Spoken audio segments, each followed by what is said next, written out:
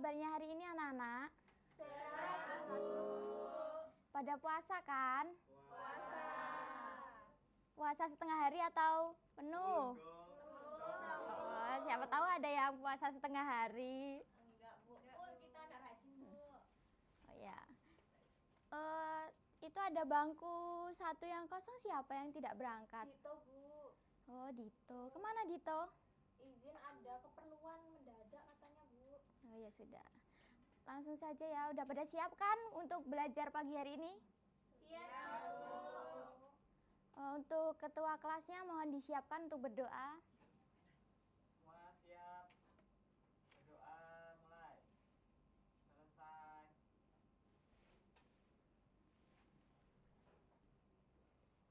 Baik, sekarang ada yang tahu tidak mau belajar apa?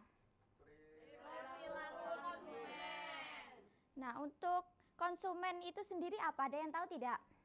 Konsumen itu kita menggunakan, Bu. Ya, berarti kan kita sebagai penggunanya ya. Nah, selanjutnya kita lanjut saja ya. Untuk pembelajaran hari ini terdapat tujuan pembelajarannya yaitu mampu menjelaskan konsep perilaku konsumen dalam kegiatan pemasaran dan mampu mendeskripsikan faktor-faktor yang mempengaruhi keputusan pembelian. Lanjut, nah ada materi pada pagi hari ini ada konsep perilaku konsumen. Nah, untuk perilaku konsumen sendiri itu merupakan pemikiran dan tindakan seseorang dalam memenuhi kebutuhan dan keinginan melalui proses pembelian. Nah, ada menurut Babin dan Haris juga di tahun 2011 itu sebagai dua cara, yaitu cara orang mencari solusi atas kebutuhan dan keinginan. Selanjutnya ilmu yang mempelajari proses konsumsi tersebut.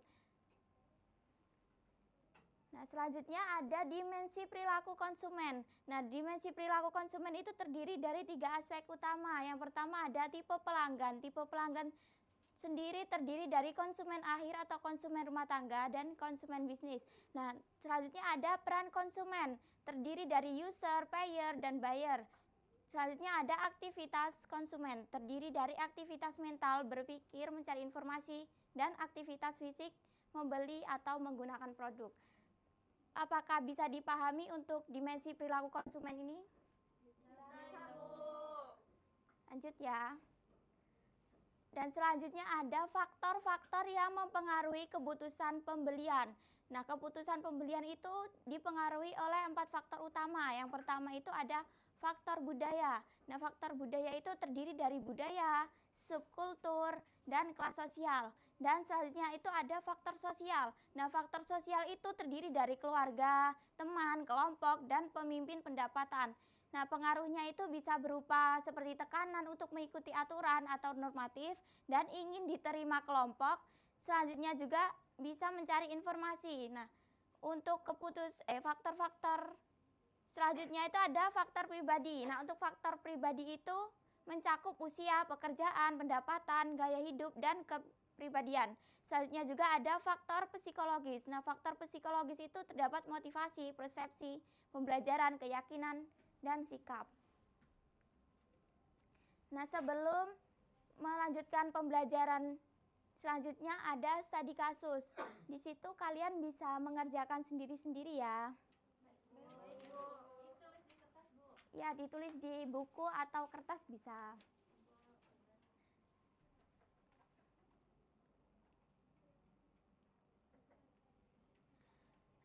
Lanjut. Materi selanjutnya yaitu konsumen bisnis atau B2B. Nah, konsumen bisnis itu terdiri dari 3 tipe pokok. Yang pertama itu ada produsen. Produsen itu yaitu komersial atau industrial konsumen. Produsen itu merupakan pihak yang membeli produk untuk kebutuhan produksi barang dan jasa lalu dijual untuk memperoleh laba. Seperti kita memproduksi makan atau minuman, setelah itu kita perjualbelikan. Nah, untuk selanjutnya ada bagian reseller. Reseller itu orang yang membeli barang, jadi untuk tujuan dijual lagi atau disewakan untuk konsumen dan organisasi bisnis lain. Nah, seperti Rohana membeli makanan di tempat Ana lalu dijual belikan lagi. Selanjutnya ada organisasi. Nah, organisasi itu biasanya terdiri dari instansi pemerintah. Nah, instansi pemerintah itu biasanya dari daerah sampai pusat. Lalu ada organisasi nirlaba. Selanjutnya ada peranan dalam pembelian bisnis. Nah, untuk peranan pembelian bisnis itu ada perbedaan peran anggota organisasi dalam membuat keputusan pembelian konsumen. Biasanya ada user. User itu pemakai atau bisa disebut siapa saja yang memakai barang dan jasa yang dibeli. Nah, selanjutnya itu ada influencer. Nah, influencer itu sendiri merupakan orang memberikan pengaruh terhadap keputusan pembelian. Selanjutnya ada decider. Decider itu pembuat keputusan.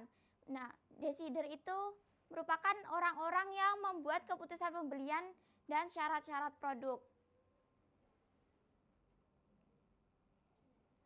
Selanjutnya ada approver. Approver itu seperti orang yang memberikan pengesahan pengambilan keputusan pembelian terhadap barang yang diusulkan.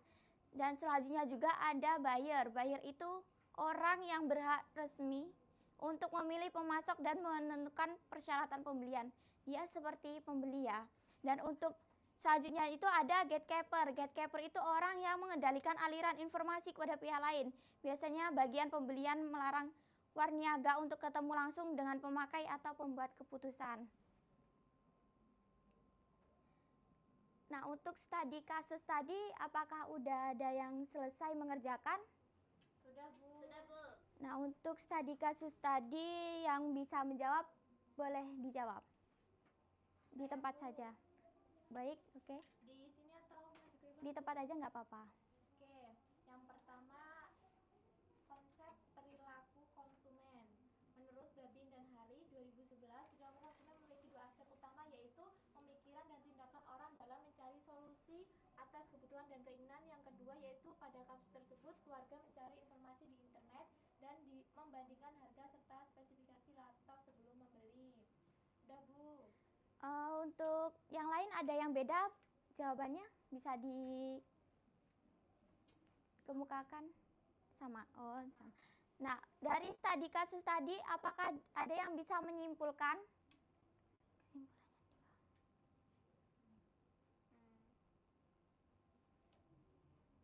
Oke, kesimpulannya itu perilaku konsumen dalam kasus tersebut menunjukkan adanya proses pengambilan keputusan yang dimulai dari mengenali kebutuhan, mencari informasi hingga membeli produk, Bu.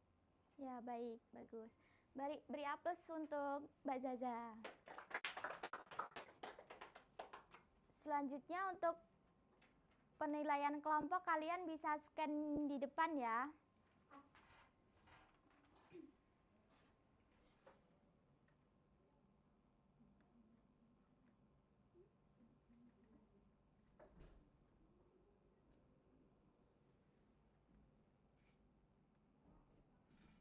Di situ kalian di situ kan terdapat petunjuknya ya.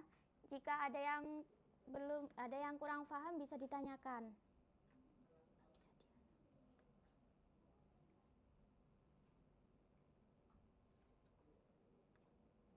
Kelihatan nggak dari belakang? Kelihatan, Bu.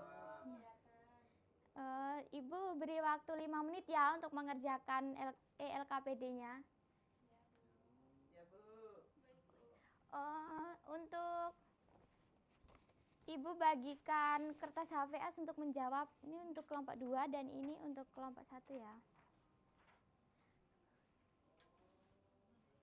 Kalau ada yang kurang paham bisa ditanyakan. Ya, Bu. Ini soalnya ada 4 ya, Bu? Iya, ada 4. Jawab. Baik, Bu. Yang lain ada yang perlu ditanyakan lagi? Kelompok 2 udah paham belum? Paham, ya, Bu. Ini nanti aku jawab ini. Oh, ini.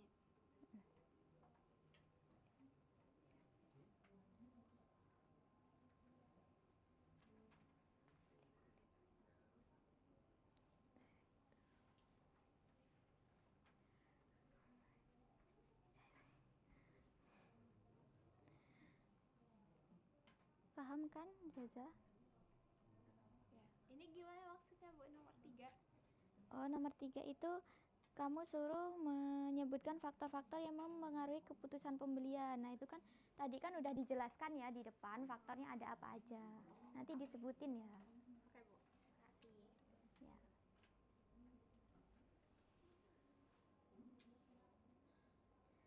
Udah ada yang sudah?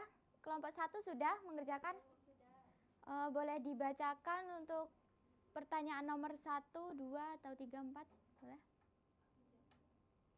Iya. Di tempat aja nggak apa-apa. Menjawab nomor 1, konsep perilaku konsumen menurut Babin dan Haris 2011. Perilaku konsumen memiliki dua aspek utama, yaitu pemikiran dan tindakan dalam mencari solusi atas kebutuhan dan keinginan, dan yang kedua sebagai disiplin ilmu yang mempelajari proses konsumsi. Kemudian untuk nomor 2, A. Tipe pelanggan, termasuk konsumen akhir atau konsumen rumah tangga, karena tas dibeli untuk digunakan sendiri dan tidak untuk dijual kembali. Kemudian yang B, peranan konsumen, user yaitu Rani, buyer yaitu orang tua, dan buyer Rani dengan persetujuan orang tua. Baik, selanjutnya kelompok 2 boleh dibacakan jawabannya. Oke, jawaban nomor 3 itu yang faktor mempengaruhi kebutuhan pembelian itu yang pertama ada faktor psikologis, Rani tertarik karena desain sedang tren. Terus ada faktor sosial, faktor pribadi, sama faktor budaya. Terus nomor 4 situasi.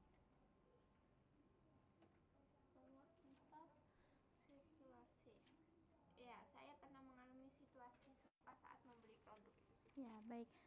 Ada yang bisa menyimpulkan tidak untuk ELKPD kelompok ini? Kesimpulan dari diskusi kita hari ini yaitu bahwasanya perilaku konsumen adalah proses pengembalian keputusan, Bu, untuk memenuhi kebutuhan mulai dari mengenali masalah, mencari informasi, mempertimbangkan pilihan hingga melakukan pembelian. Ya, baik. Kasih aplaus dong untuk kelompok 1 dan 2. Mungkin pembelajaran hari ini cukup ya. Apakah ada yang ingin bertanya? Cukup, Bu. Untuk pembelajaran hari ini ada yang bisa menyimpulkan tidak? Bisa, Bu. Baik, silahkan disimpulkan. Kesimpulan pada pembelajaran hari ini, perilaku konsumen adalah pemikiran dan tindakan individu dalam memenuhi kebutuhan dan keinginannya melalui proses pembelian.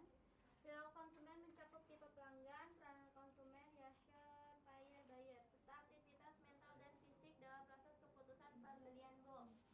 Baik, terima kasih ya sudah dibacakan kesimpulannya.